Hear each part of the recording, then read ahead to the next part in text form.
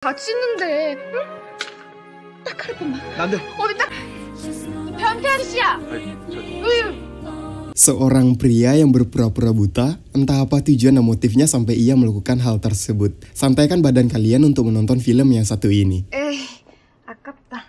Halo semuanya, kembali lagi bersama saya di channel JS Nonton. Nah, di video kali ini kita akan membahas sebuah film yang berjudul Close Your Eyes yang pernah dirilis pada tahun 2017. Tapi sebelum kita lanjut, jangan lupa tekan tombol subscribe-nya dan nyalain lonceng notifikasinya agar kalian semua tidak ketinggalan video-video selanjutnya. Sudah? Oke, let's talk about it.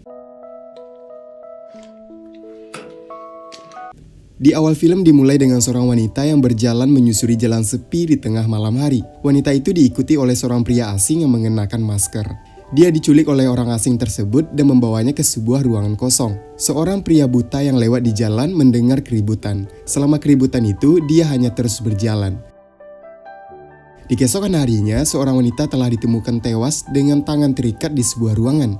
Di tengah turunnya salju, polisi langsung menuju ke TKP untuk memeriksa jenazah para korban. Di sana mereka melihat palang merah di dinding yang ditinggalkan oleh si pembunuh. Di tempat lain, seorang pria buta yang bernama Yunwo sedang mengamen di sebuah pusat perbelanjaan. Dan di sana, seorang pria bernama Chongso mendatanginya.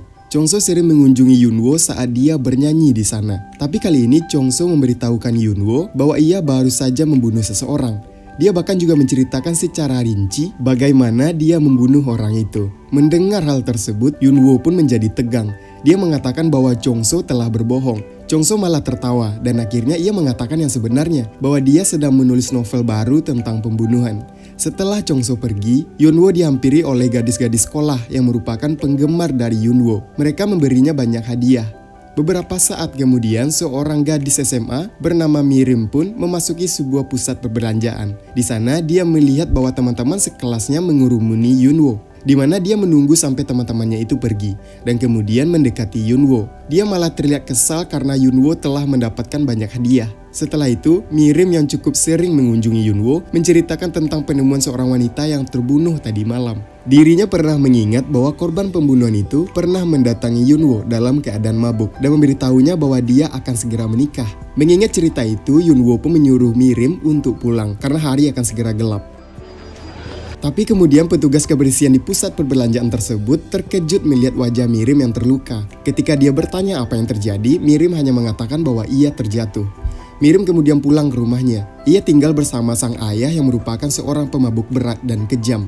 Melihat Mirim pulang, ayahnya itu segera menyuruhnya untuk membelikan dia alkohol. Kemudian karena marah, ayahnya melemparkan botol ke arah Mirim dan memukulnya dengan sangat keras. Mirim tidak berani melawan dan hanya diam saja saat dipukul.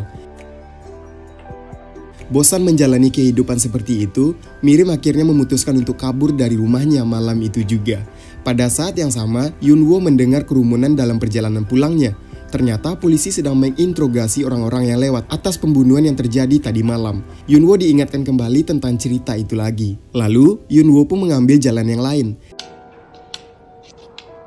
Sesampainya di apartemennya, Yunwo melepas kacamatanya dan melihat ke arah cermin. Dan ternyata selama ini Yunwo hanya berpura-pura buta. Di tempat lain, seorang pria yang sedang berjuang untuk mendorong gerobaknya ke jalan yang sepi dan menanjak, tiba-tiba seorang membantunya mendorong gerobak sehingga dia bisa dengan mudah menarik gerobaknya ke atas. Tapi kemudian orang asing itu malah memukulnya dan mengikat tangannya. Di keesokan harinya, polisi menemukan mayat pria itu di sebuah ruangan kosong. Polisi memperkirakan bahwa pembunuhan pria dan wanita itu adalah orang yang sama. Namun, mereka masih bingung mencari motif si pembunuh. Di kantor polisi, penanganan kasus ini pun menjadi rebutan. Diogo yang merupakan seorang perwira polisi tidak seharusnya menangani kasus ini. Dia kemudian mengalah meskipun dia terus menyelidiki kasus itu secara diam-diam. Ia mencoba mencari korelasi di mana kedua mayat itu ditemukan. Selanjutnya bersama dua rekannya, dia meninggalkan kantor polisi untuk pergi ke suatu tempat. Di pusat perbelanjaan, Yunwo dikunjungi lagi oleh Chongso. Di sana, Chongso kembali mengatakan secara rinci bahwa dia baru saja membunuh seseorang tadi malam. Tapi ketika dia melihat Yunwo yang tegang, dia langsung mengatakan bahwa cerita itu hanyalah novel yang baru saja dia tulis. Kemudian, Mirim yang baru saja pulang sekolah datang dan memberitahu Yunwo bahwa seseorang lelaki tua adalah korban pembunuhan tadi malam. Mendengar hal itu, orang-orang yang lewat ikut membicarakan kasus pembunuhan itu. Tiba-tiba, detektif Diogo dan dua rekannya datang untuk menginterogasi Yunwo dan menunjukkan beberapa foto dari rekaman CCTV yang menunjukkan bahwa dua korban pembunuhan yang sebelumnya telah mengunjungi Yunwo. Dan ia pun menjawab bahwa orang-orang yang datang kepadanya hanya bercerita tentang kehidupan mereka pada umumnya. Diogo pun memberikan kartu namanya kepada Yunwo dan memintanya untuk menghubunginya jika Yunwo mengingat sesuatu yang aneh. Kemudian sekarang Mirim bekerja separuh waktu sebagai penjaga toko. Saat bekerja, dia menerima pesan di ponselnya, yang dimana pesan itu memintanya untuk membayar sewa kamarnya yang biayanya telah menunggak selama beberapa bulan. Bingung harus berbuat apa, akhirnya Mirim pun mencoba untuk meminjam uang dari pemilik toko. Namun sayangnya bosnya malah tidak mau meminjamkan uang kepada Mirim. Dan setelah bekerja, Mirim pun pulang ke rumah dengan kecewa. Di dalam perjalanan pulang, Mirim merasakan bahwa dia sedang diikuti oleh seseorang. Tapi ketika dia melihat ke belakang, Mirim tidak melihat siapapun di sana. Dia kemudian mencoba berpikir positif sambil terus memikirkan bagaimana dia bisa memenuhi kebutuhannya ketika dia sendiri tidak punya uang. Sementara itu, Yunwo yang juga sedang berjalan pulang terus memikirkan apa yang dikatakan Chongso atas dua pembunuhan yang Chongso klaim sebagai cerita dalam novelnya sangatlah mirip dengan pembunuhan baru-baru ini. Waktu terus berlalu, tetapi polisi masih tidak dapat menemukan tersangka atas pembunuhan berantai yang menghantui kota. Bahkan kini jumlah korban pembunuhan terus terjadi. Ketika detektif Diogo mengadakan pertemuan dengan timnya, seorang detektif junior memasuki ruangan. Ia mengeluhkan bahwa kasus pembunuhan ini seharusnya ditutup. Lagi pula tidak ada bukti yang kuat untuk mengidentifikasi tersangka. Kemudian di tengah itu mereka menerima panggilan telepon. Ternyata dia adalah Yunwo yang mengatakan bahwa dia memiliki petunjuk tentang kasus pembunuhan itu. Namun ia langsung menutup teleponnya setelah diminta datang ke kantor polisi. Kesal karena panggilannya ditutup, Diogo pun kemudian memerintahkan bawahannya untuk memeriksa lokasi penelpon. Detektif junior terlihat kesal karena seharusnya dialah yang memberikan perintah. Bahkan dialah yang seharusnya menangani kasus ini. Sementara itu, Mirim yang baru saja tiba di rumah kontrakannya sempat ragu-ragu saat dia melihat pemilik rumah sudah menunggunya. Sebelum berangkat kerja, dia diingatkan dengan kejadian ketika pemilik rumah merayunya. Dia mengizinkan Mirim untuk tidak membayar sewa, asalkan Mirim mau dengannya. Karena masih takut dengan pemilik sewa, Mirim memutuskan untuk memilih pergi daripada harus masuk ke kamarnya. Di jalan, dia melihat Yunwo yang sedang berjalan sendirian. Mirim pun mengikutinya dari belakang. Tapi Yunwo menyadari bahwa ia telah diikuti. Sesampainya di depan pintu apartemen, Mirim memblokir pintu kamar dan memohon kepadanya untuk menginap di sana semalaman. Dan setelah para tetangga datang dan melihat keributan di antara mereka, Yunwo pun mau tidak mau harus menerima Mirim untuk tinggal. Yunwo pun harus berpura-pura buta di apartemennya sendiri malam itu. Ketika itu, Mirim mengungkapkan perasaan cintanya kepada Yunwo, di mana dia menyukai kepribadiannya dan bagaimana dia selalu bersedia mendengarkan cerita dari orang lain. Saat Mirim yang hendak mendekati Yunwo, jarinya tersangkut di gelangnya Mirim. Ia mengatakan kepadanya bahwa gelang itu merupakan hadiah dari sang ibu. Ibunya ingin dia tidak melepaskan gelang itu sampai dia menikah. 이거 엄마가 준 거거든요. 결혼할 때까지. Keesokan paginya, polisi berhasil menemukan telepon umum yang digunakan oleh Yunwo untuk menelpon kantor polisi. Mereka melihat CCTV yang dipasang di sana, dan mereka menggunakannya untuk melacak siapa yang berbicara dengan mereka waktu di telepon itu. Adegan kemudian berpindah ke sebuah ruangan yang dimana berbagai pisau terlihat berjejeran di atas meja. Di dinding ruangan tergantung foto para korban pembunuhan dan target pembunuhan selanjutnya. Dari deretan foto tersebut terdapat foto Mirim yang sedang dipukuli oleh ayahnya. Sementara itu, Diogo kembali menghampiri Yunwo di pusat perbelanjaan. Dia memberitahu Yunwo bahwa polisi sudah mengetahui bahwa Yunwo lah yang telah menelponnya tadi malam. Yunwo pun mencoba menyangkalnya, tapi usahanya sia-sia. Kemudian Diogo pun meminta Yunwo untuk menunjukkan identitas disabilitasnya. Saat memeriksa data identitasnya, Diogo menatap mata Yunwo untuk memastikan apakah dia benar-benar buta atau tidak.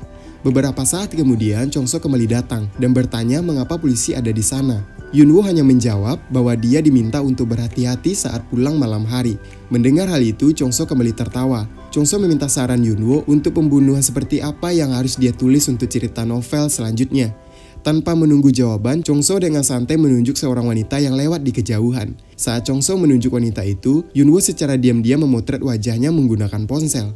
Dia hampir ketahuan jika bukan karena seorang wanita yang mendatangi mereka. Kemudian di malam itu saat Yunwo telah pulang, ia meminta Mirim untuk meninggalkan apartemennya. Tapi sebelum ia pergi, Mirim bertanya tentang foto si kembar yang berada di kamar Yunwo. Karena Yunwo tidak menjawab, akhirnya Mirim pun pergi. Setelah itu, Yunwo mengambil foto yang dibicarakan Mirim tadi. Foto itu adalah foto dirinya dengan saudara kembarnya. Padahal sebenarnya saudara kembarnya lah yang buta. Kebutaan saudara kembar Yunwo membuatnya sering dibully oleh teman-temannya. Setelah mengenang masa lalu, tatapan Yunwo beralih ke meja makan. Ternyata Mirim telah menyiapkan makanan untuknya.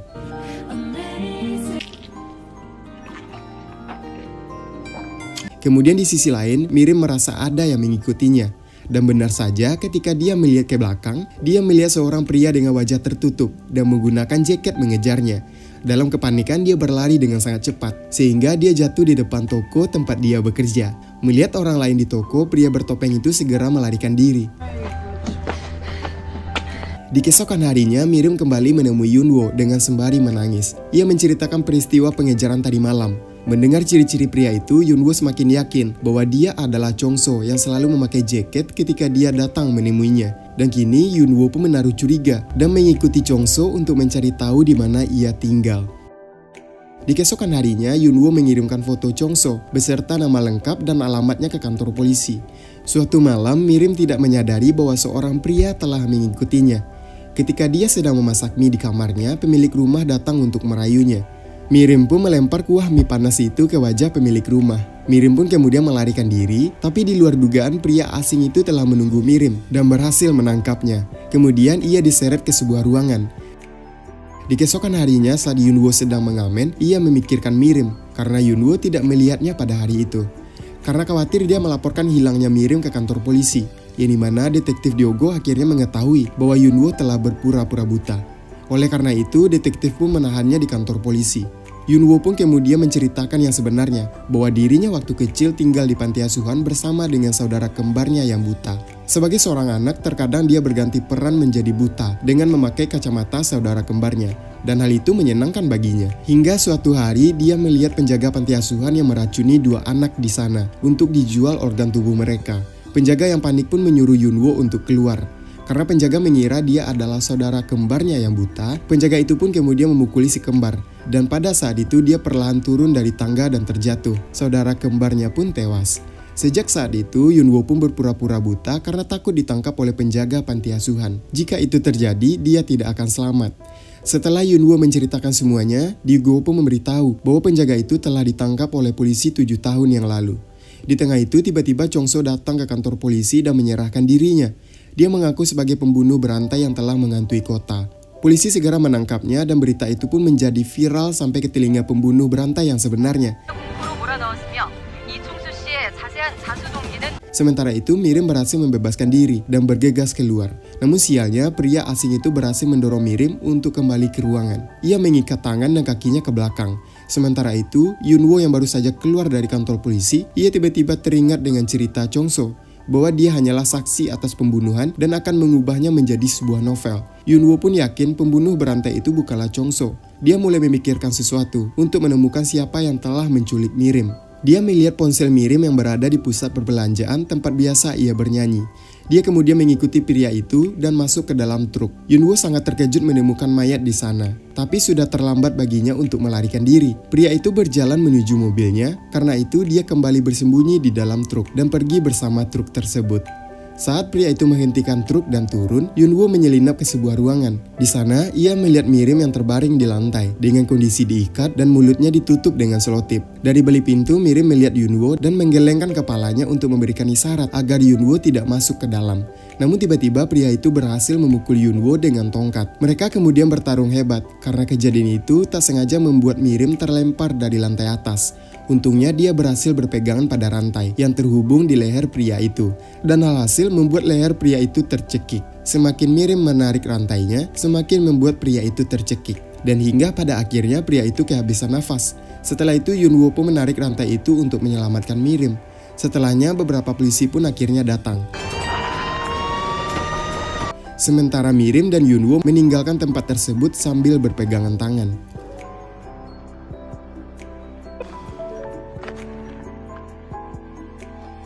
Nah, seperti itulah alur cerita dari film Close Your Eyes. Selain ceritanya yang banyak mengisyaratkan akan fikti nyata dan dengan garapan yang begitu apik dan mempesona, ternyata mampu menarik penggemar film Close Your Eyes.